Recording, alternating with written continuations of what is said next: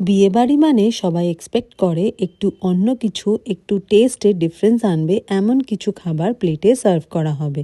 So এই আশাতে আমিও চলে গেছিলাম এক বিয়ের ইনভিটেশনে। সো স্টার্টার দিয়ে স্টার্ট করে বসে গেছি খাবার টেবিলে। আজকে নতুন ডিশের উদ্দেশ্যে ট্রাই করলাম ফার্স্ট টাইম কাবুল রোল, যেটা গরম গরম খেতে দারুণ ছিল। ভেতরে ছিল আলুর পুর দিয়ে ভর্তি অমলেটে রোল করে ব্যাটারে ডুবিয়ে ক্রিস্পি ফ্রাই করা কাবুল রোল, একটা নিজের মধ্যে ইউনিক বলতে পারো। নেক্সট ট্রাই করলাম শ্যামনগরের বিখ্যাত মালাই পরোটা। এটা নাকি খেতে খুবই ভালো, সো ট্রাই করে দেখি। পরোটার সাথে ছিল সুইট কর্ন পনির মাখানি। আমি একটু লেবু দিয়ে একটু মেখে নিলাম। এবার পরোটাটা খেয়ে দেখি।